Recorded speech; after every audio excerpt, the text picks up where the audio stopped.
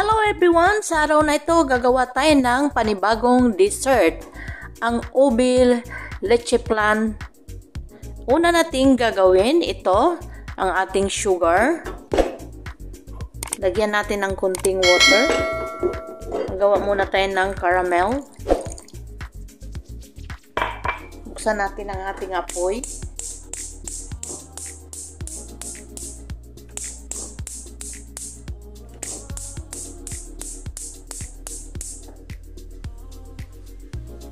Ayan, gawin lang natin itong caramelize ang ating sugar.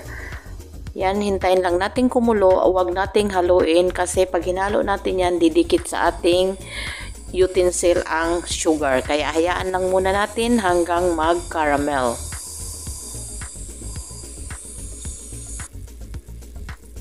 Ayan, ganyan lang. Swirl lang natin. Pero huwag nating haluin ng utensil kasi magdidikit yan siya.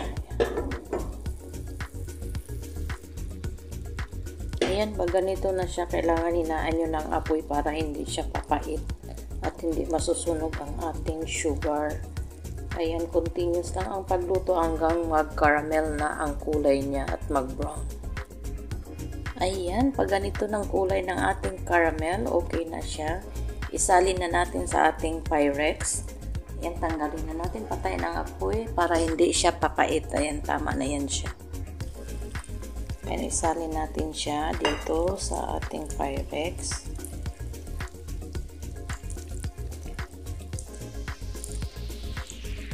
Ayan, be sure na makot lahat.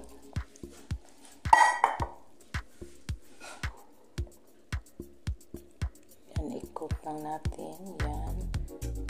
Tapos, iset aside natin ito.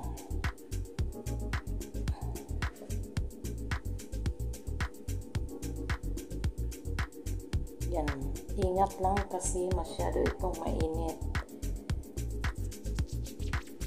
Ayan, na-coat na natin lahat. I-set aside natin at gagawin natin ang ating next mixture.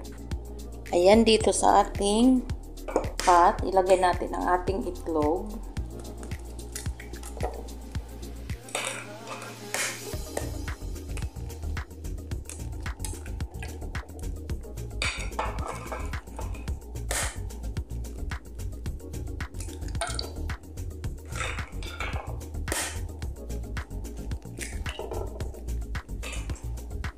Ayan, mix lang natin.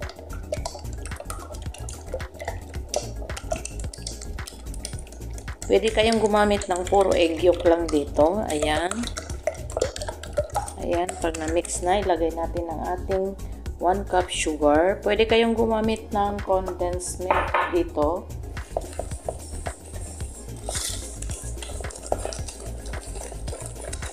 Ayan, mix lang natin. Then, maglagay tayo ng milk.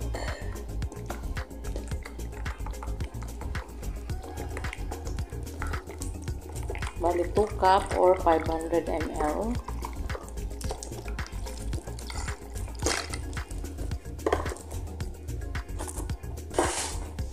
Maglagay din tayo ng vanilla.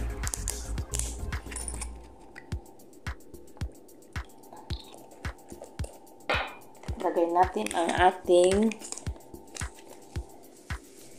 instant gulaman or gulaman mixture, clear, puti. Ayan, pwede kayong gumamit ng yellow color.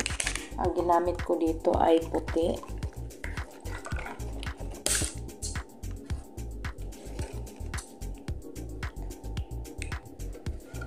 Ayan, nagpalit ako ng aking wire whisk kasi maliit yun. Ayan.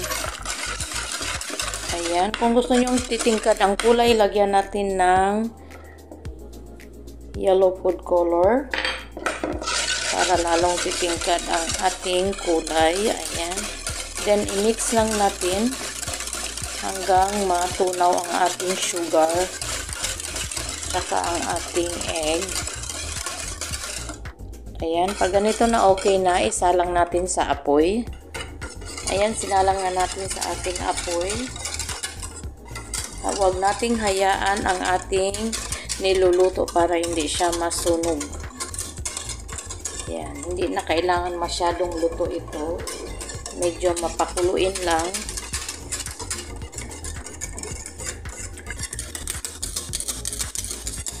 Yan, pag ganito ng ating mixture, pwede na yan siya.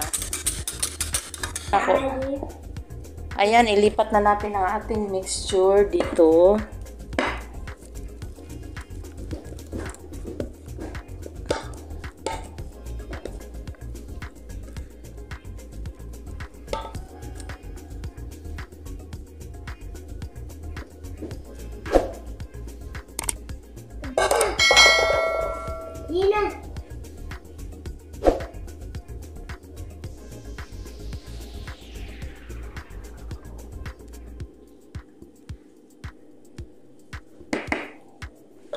Ayan, then iset aside lang natin hanggang mag-set ang ating mixture. At gagawin natin ang next step. Dito, maglagay tayo ng tubig. At least 3 cup. Maglagay tayo ng sugar. Ang ating plain gulaman or jelly. Ang ating food coloring na purple or violet. Then, mix well hanggang mag-combine or ma-dissolve ang ating sugar at saka ang ating ubi powder. Hindi pa natin yan naisalang sa ating apoy. Mix muna natin para hindi mag-curdle pag sinalang na. Ngayon, isalang natin sa ating apoy sa medium-low heat. Painitan lang natin ang ating mixture pero wag nating pakuluin. Kasi pag pinakulo natin, papangit ang ating mixture na ube flan. Ayan, keep stirring. Wag nating hayaan para hindi masunog at sa ibaba at mag-create ng curdle.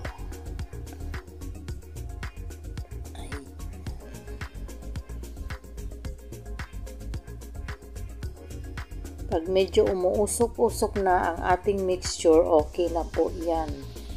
Hindi siya masyadong pakuluin.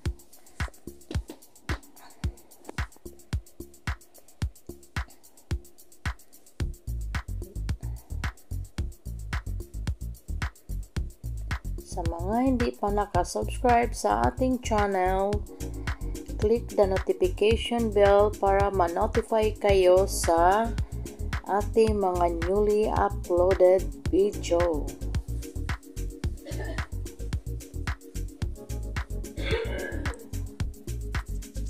Ayan. Ayan, medyo nag-usok-usok ng ating mixture. Patayin na natin dyan ang ating apoy. At isalin na yan natin siya dito sa ating previous na ginawa. Ayan, nag-set na yan siya.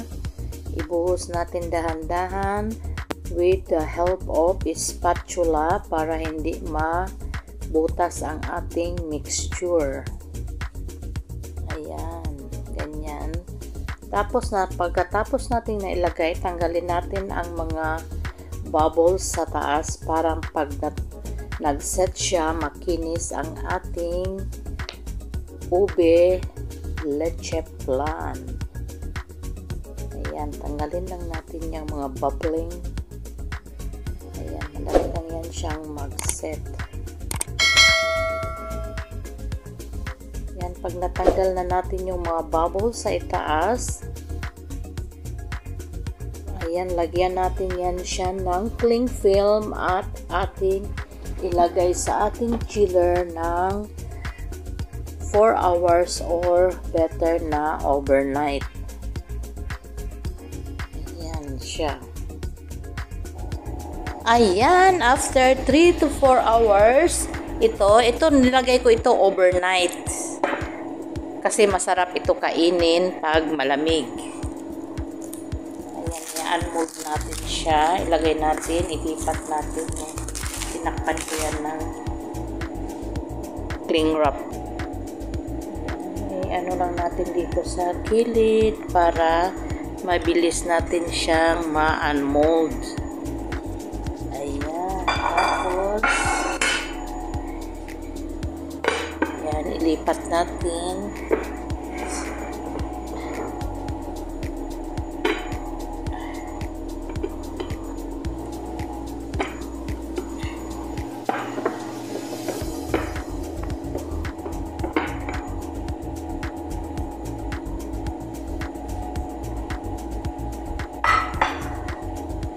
Ayan na ang ating desserts.